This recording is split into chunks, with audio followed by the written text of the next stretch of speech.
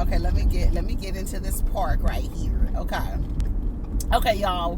What's up? It's me, Erica. We down here to talk about Real Housewives of Atlanta. So overall the episode was okay. It was cool. It was enough of laughter for me. It was enough laughter for me. I was laughing at LaToya. LaToya's ass is crazy. Go ahead and like, subscribe, and comment. Let the diva know you stopped by. Her ass is crazy. See, the sun is in a different space. It's a little later than normal, but we're down here, okay? So they're at Blaze, right? That's where they start off, where they left off. They're at Blaze, and Cynthia tells Porsha. She leans over to Porsha and says, "You're not gonna say nothing to Marlo," which is like, I don't know why I feel like, mostly anything Porsha does in conflict annoys me because it's so juvenile. It's so childish. And like we were just talking about on Twitter, y'all be saying how much she's grown, and it's very childish not to speak to a person when they come into a room and they actually address you and say, "Hey, P." All you have to do was say, "Hey." And then, she does that in the vein of not being fake, but you could sit down at the table and tell Miss Nora that you can actually break bread with people that you don't like. I wouldn't want to be in an environment. Didn't I just say that the other day about sitting down and having a meal? I don't want to be in that environment. All of that food looks so good. Can you imagine sitting there with someone you don't like? I want to enjoy my food. I want to laugh. I don't want there to be any tension. And then the fact that whenever somebody addresses Porsha, all of a sudden it's, I don't want to be involved, or don't say nothing about me.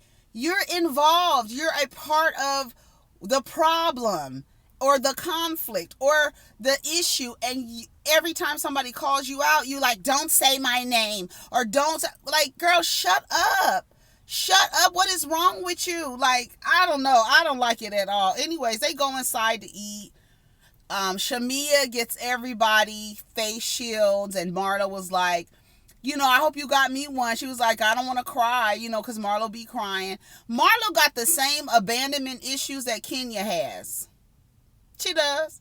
They got the same, and that's why it was so weird for her to come at Kenya about her mama not wanting her and stuff like that, when they got the same issue. Marlo gets so bent out of shape if she's not included in something, or she feels that it's like, but then you go to these places and you act a fool. But anyways, so she was like making a joke.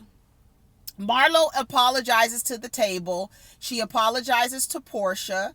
And she says, "I acted like a complete fool that night. I'm sorry. I already apologized to the girls, but I apologize to you for my actions as well." And I don't know what Porsha said after that, but the way that they cut it, it was like she didn't directly acknowledge Marlo once again. I feel like that behavior is extremely juvenile. Like, I just feel like it is, because if somebody when they first walk in, address you and say, "Hey, P," you don't say nothing. Then they sit at a table and say, "I apologize for my behavior. I was so embarrassed. I should not have done that. I was out of order." And you're like, "Okay, well, let's just have a good night." I'm like, "Okay, girl, I don't know. Let's just have a good dinner, guys." I was like, "Girl, whatever. I apologize for my actions as well." Anyways, Kenya asks Kandi, because she talked to her for a second, and she takes her outside to tell her she needs to leave because she wants to go be stupid for this man who consistently abuses her. That shit is so disturbing to watch, and I feel like I said on Twitter this morning, Mark probably gets a hard on watching this otherwise strong, confident, beauty queen, business owner crumble like that about him. He loves it. I'm telling you, his dick gets hard watching Kenya act a fool about him and sending her through these emotions like that. That is so gross. And when they showed the clip for the next episode where she reads tonight that he wants to maybe come to Atlanta, he does this push and pull with her, and she falls for it. and then he doesn't show up to the therapy appointment, and then you block her. Like, I wouldn't want anyone like that even around my children. You're too underhanded and deceitful and conniving. It's ugly, and it's to hurt someone. I don't like that. I just don't like it, and I hate to see Kenya go through that. But all of a sudden, she got this anxiety. She says when she goes to New York, she stays in a hotel. But I guess he's coming for Brooklyn's birthday party, and you got to drop everything for him. I hope that's not the situation, and I hope he doesn't think he could stay at your house when you have to stay. No, you can stay at a hotel too. That was gross. And then, Kandi was like, girl, well, what is it? Like, are you getting a divorce or not? Well, Kenya, I don't know, but what the future holds. Girl, what do you mean what the future holds? This is what the future holds. What's happening in your present is what the future is holding when you're dealing with someone like that. That was so gross. So she has to leave, and Cynthia and Kandi says, sound like you leaving yourself in limbo. Cynthia says you need to put yourself first and Brooklyn first. Like, no, put yourself first. You first. Because you cannot do nothing for Brooklyn in a state of mind like that. Absolutely not. You cannot be a good mother dealing with a man like that when he has that control over your emotions and to pull you and push you like that. No, absolute. You put yourself first, because you would be a bit of no good for Brooklyn if you put her first. Because if you put her first, you have this man around her all the time, treating her mother and emotionally and psychologically abusing her mother. No. Kenya leaves. I don't know where she went, but she leaves. I would have rather her left than to bring the party down. Go ahead and go and handle that shit.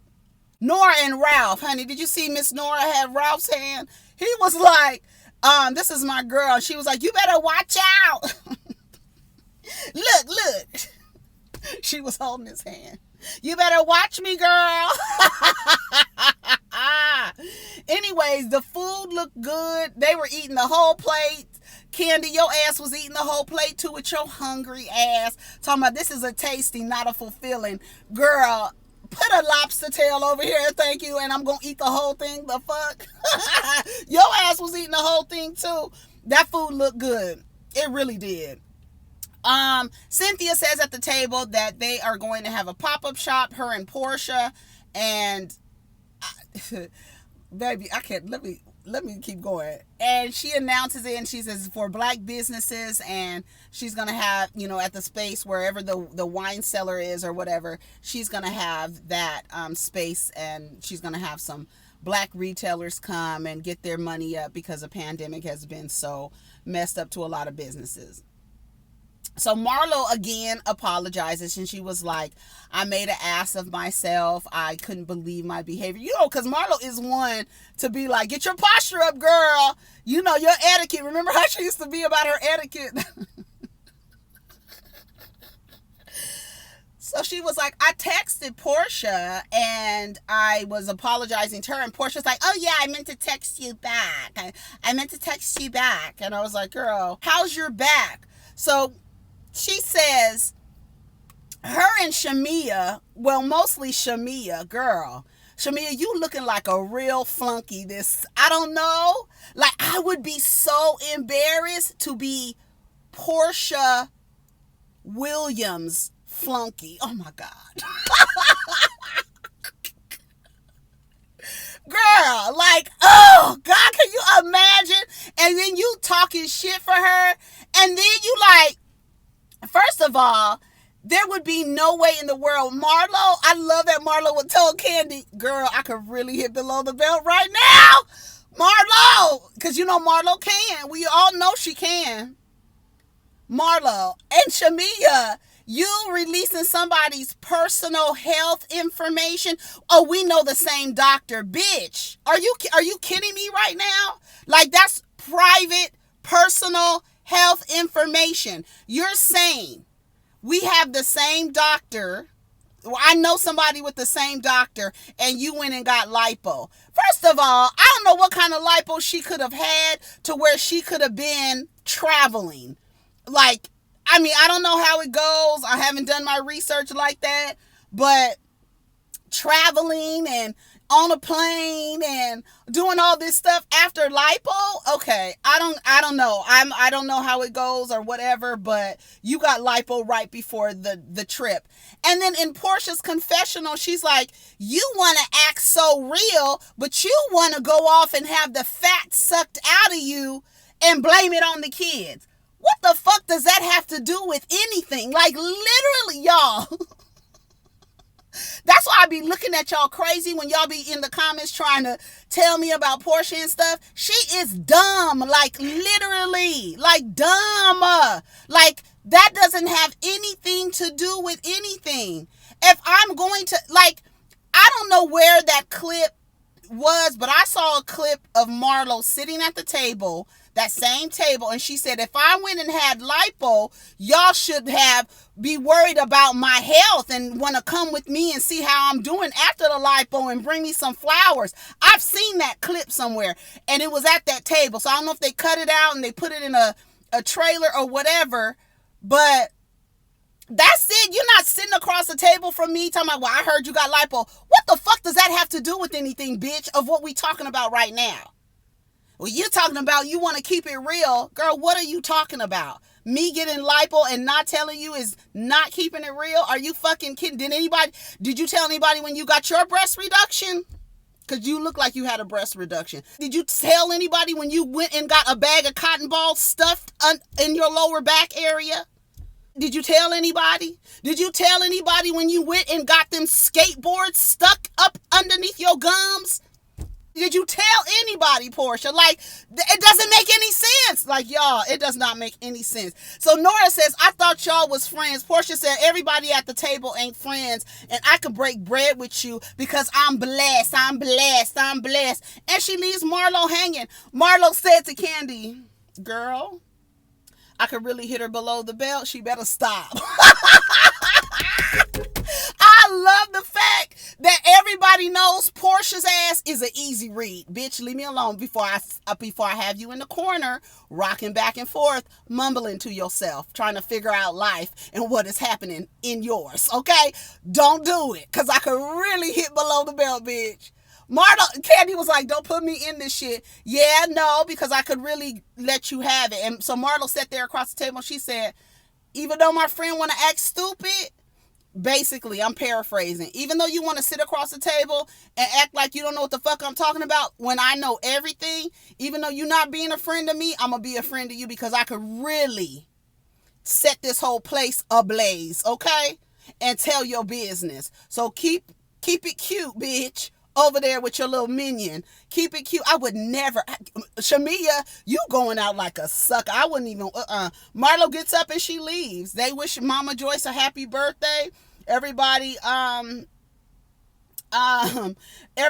happy or whatever. So they get to the pop-up shop, right? And Drew is going around telling everybody that she had to postpone her baby blessing, okay? And she said, it got back to me. First, she said, it got back to me that they're together now. Then she told Toya at the table with everybody, Prophet Lot called her. But then at Kenya's house, Prophet Lot said they hadn't got back to him because they had a problem with him at spiritual advising LaToya. So which story is it? And this is what I want everybody to understand.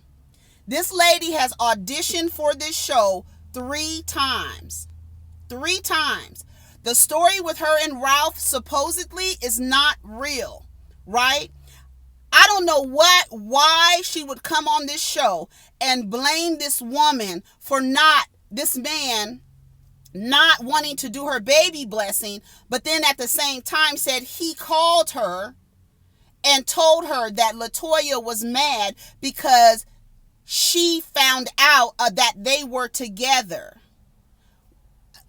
But then somehow, some way, Danny, the assistant, who looks like a can I get a hug ass nigga, was probably a little jealous. That's what it looks like to me. I don't know how you have anything, every single person on that show, and you can't tell me, here's where y'all gonna have to be objective, because you don't know LaToya, and you don't know Drew. And all you have to do is go on their word. To me, I'm looking at Drew, and I'm like, your story is not adding up. It's not adding up. She says, I'm dealing with the fallout of that because he has a fiance and a baby. You also said that you've known him, or he's been in your family for years. So why haven't you got back to him about the baby blessing? And he mentions that you guys are trying to intimidate him because they don't like that he's spiritually advising LaToya. That sounds like some weak shit, Drew. She was sitting there lying to me. I don't know. Y'all can believe her, because this is how it's gonna go. Y'all don't like LaToya because she's somehow aligned with Kenya, right? So we've decided, and we don't like the way she acts and all of this other stuff. I can care less about LaToya. I could take her or leave her. Like, I really can take her or leave her. It's whatever. I would rather a bitch be who she is in front of me than be sneaky like Drew. I don't like a sneaky, snaky bitch. I don't like it. So based on what Drew is saying, I couldn't believe, I was reading on Twitter last night, people were actually believing her. And they only believe her because it's against LaToya. Because if you actually looked at the story, how she told it and how they edited it, she had three different stories. Drew says, I'm learning all of this. I'm getting info bit by bit since New Orleans. Okay? She didn't come to the tasting because she knew that I had just found out. I thought he called you and told you that. And I thought that you were getting pieces of information since New Orleans. And then she said she met somebody in Texas. That's what she told Cynthia. Now, did she tell Cynthia? Was it a romantic relationship, or you met, girl, and the way, hold on, anyways, let me go. She had to postpone the baptism. She kept lifting up her mask. Girl, stop. That was getting on my nerves. Girl, she didn't come to the tasting. So when LaToya finally gets there, Kandi says, well, where were you? And she was like, I was with my assistant, and we got caught up. Reason why she didn't come to the tasting. And she's like, well, word on the street is, honey, you got you a new boyfriend, the prophet. And LaToya legitimately, and we couldn't see their mouth, but she looked like she was like, for real? Like, they said, I have a boyfriend for real? Like, what are you talking about? Like, she looked like, for real? Like, are you playing? Is this part of the scene, or what? Are you for real? She was like, yeah, no, I'm for real. She said, I had a 6-week life coach program with him. Later, she said it was a 4-week life coach program with him, and now he's my boyfriend? Okay. So, they sitting at the table. They go to the cellar, right? They go to the wine cellar. And they sitting around. LaToya asked for some red wine. She said, oh, you drinking again?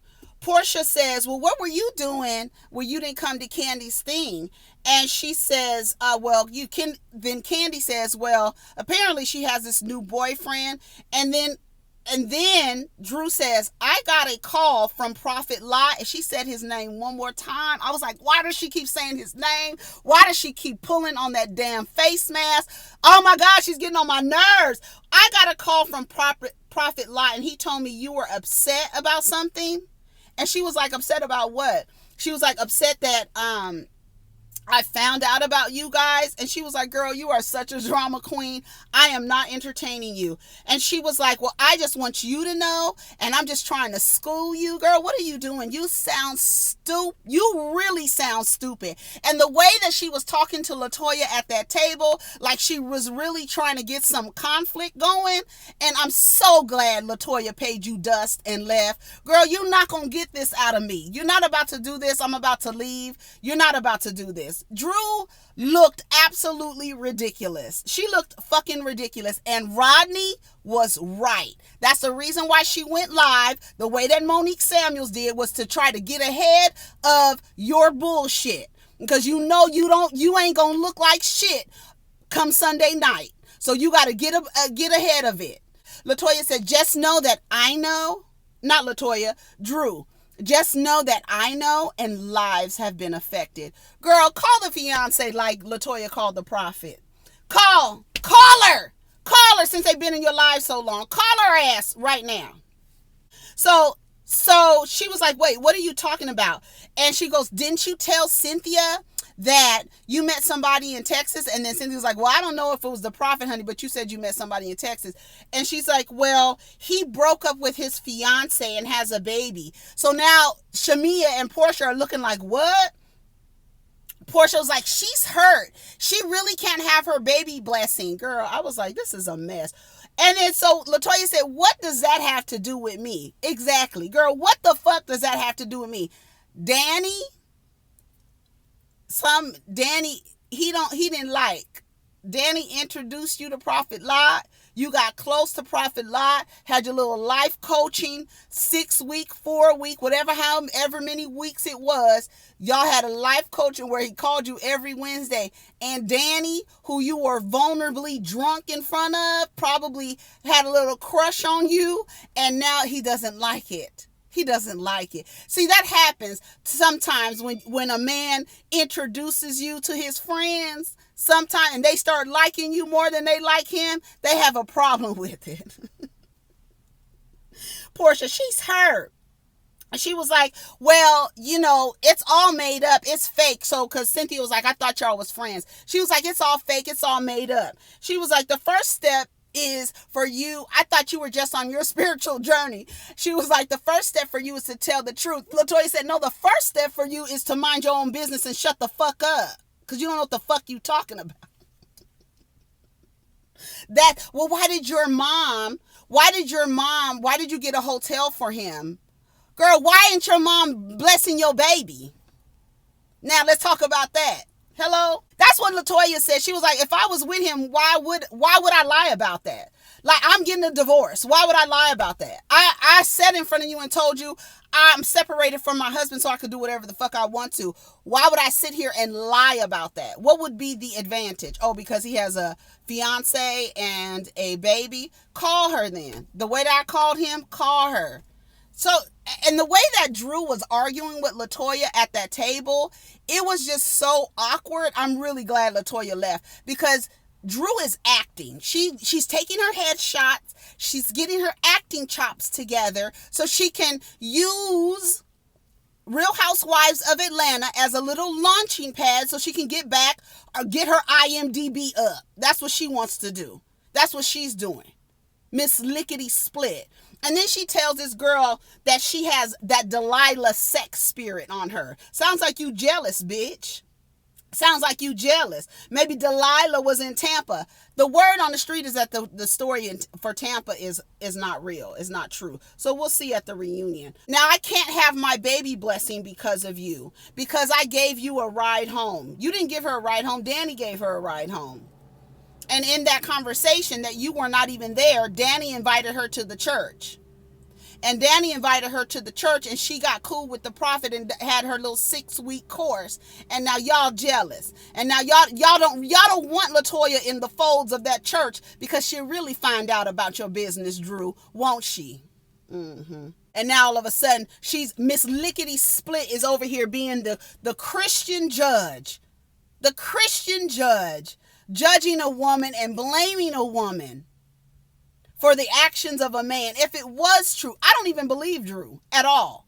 Miss Judge Drew, Lickety Split, we don't believe you. I don't. You're preying on the prophet. Kandi says, how the hell you gonna blame it all on LaToya?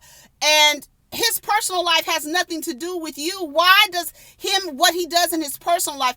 I guess she is coming from the space is that if he's doing this shady shit, I don't want him blessing my baby. more power to you, because I wouldn't want the nigga blessing my baby either if he's doing some other bullshit on the side. Don't you got 20 pastors to bless your baby? Didn't you just finish your spiritual journey? Toya said, I'm new to this. I know that's right. You're playing with the church and you're playing with the prophet. You sound so stupid. And she leaves and she says that she has that Delilah spirit. She goes, and what? You doing this and what? She was like, and what? She was like, and I have a problem with it. Bitch, I don't care if you have a problem with it. That's how Porsha should have got with Kenya in South Carolina. And what? And what? Okay, I was fucking the nigga, and what? You got a problem? You jealous? What's up? What's tea, girl? If I am fucking him, now what? So you can't get your baby blessed because I'm screwing the prophet? What that got to do with you if I am screwing him? You gonna be so judgmental over me and what, girl? But you was fucking a nigga, letting him pound you from the back on the coffee table. Is that what's happening, Miss Lickety Split? If you don't know, I'm just here to educate you. She was like, okay, Drew, whatever. Your baby can't be blessed because of me. So LaToya leaves and she says she's going on prophet.com to find her another prophet. Now, this is the thing. All you have is Drew's word. That's all y'all have. And what credibility has Drew gained with y'all as a viewer for you to just automatically believe this story that she has? Honestly, I want to know. What receipt did she show? Because LaToya put the prophet on the phone. That was enough for me. And that's what I said on Twitter this morning. It was like, when he was on the phone, I really wanted to see more conversation because, you know, slick niggas, they really act away when they know it's a camera around. They really act away when they know it's people looking around and stuff. And usually when somebody is doing something shady, they will call the person and lead a conversation. LaToya wasn't trying to lead the conversation. She was actually like, here, y'all want to talk to him? And he can tell. And somebody's like, oh, that phone call seems staged. Okay, well, I don't know. I don't believe Drew. I just don't believe her. She doesn't have any credibility with me at all. And based on what she did to Kenya with that private jet, what she did to LaToya about drinking and not drinking, I don't trust her. So I don't believe her. So anyways, Kenya lets everybody know she's doing a breast reduction. Did y'all see her plastic surgeon or reconstructive surgeon? He was cute. Call him. That's who you need to be calling instead of fucking Mark. Call that damn plastic surgeon, girl. So they get to Moore Manor. Kenya don't have no food. Girl, what is up? I was like, you don't have nothing, so you just having the girls over to have some drinks and to see your new titties. But you didn't even wear nothing to kind of show that the titties were down. I was like, why you got on that big-ass, bulky-ass sweater, Kenya, girl? Anyways, Marlo said she want to order some food. So they ordered some food and she was like, how do my breasts look? They didn't look really excited because nobody could really see them. Anyways, LaToya motorboat Cynthia. That was cute. They had a good time right there. So she starts talking about Mark and she reads the text and he says he wants to come to Atlanta more often anyway. I don't know what they was talking about, but I overheard LaToya say, you know my freaky ass. I don't know what they was talking about. So anyway, so Kenya goes, well, girl, what happened at the pop-up? And so, of course, Kandi tells it, right? I don't already told y'all about that bitch. Anyway, Kandi is telling it. She knows everything from end to end and what was happening or whatever. Kenya said, that sounds like some damn bullshit. It do. It sounds dumb as hell. It sounds dumb as hell. LaToya calls Prophet Lot. And he said that he was asked to do the baby blessing, but he didn't hear anything back because there was some confusion and some issues with me advising you. The assistant introduced them. Drew doesn't have anything to do with this. Drew just so happens to go to the same church that Danny, not Drew, that Danny invited her to. Okay? They didn't want him getting too close to LaToya. They were trying to intimidate him. And he says, I admit that I was advising, but I never had an intimate relationship. She says, you broke up her engagement, or I broke up her engagement. He said he hasn't been engaged in 3 years. So it's all about who you believe. And based on what I've seen, I I don't believe Drew. I don't believe Drew. The nigga didn't look like he was trying to play up to the camera. He didn't look like he was trying to hide anything. Nobody was leading a conversation. So, and she was like, and so you're not engaged and you're not in love with me. He was like, no. So, and then it was funny because LaToya was like, well, so tell me what happened in Tampa. Did Ralph say anything to you about what happened in Tampa? That's what Drew is afraid of. That's why she don't want you nowhere near Prophet Lie. That's why she's making up these fairy tales. Girl, no, he didn't tell me nothing like that. So they get off the phone with him and they were like, why would he lie? Why would he lie? To me, of course, Kandi was holding the phone talking to him. You know, Kandi had to grab the phone. Oh, I mean, she was just, girl, Kandi, of course you were. I don't know. I think Drew is one of them women who does the shit. You on the table letting Bolo rub his dick on your ass while you was twerking on him, and you want to be mad at Kenya for saying anything about it, but now you want to sit here and expose this girl and act like you're exposing her. You don't have anything to do with her. That doesn't have anything to do with you. Like Cynthia said, just find somebody else to do it. Why isn't your mother doing it? That's the real question. Anyways, y'all, take care of each other. Protect your energy. Let's get down in the comments. Drew, you look like a dummy. You look like a dummy, and it all makes sense as to why you came on this show and decide to align with the dummy crew. But here we go. Anyways, y'all, take care of each other. Protect your energy. Peace.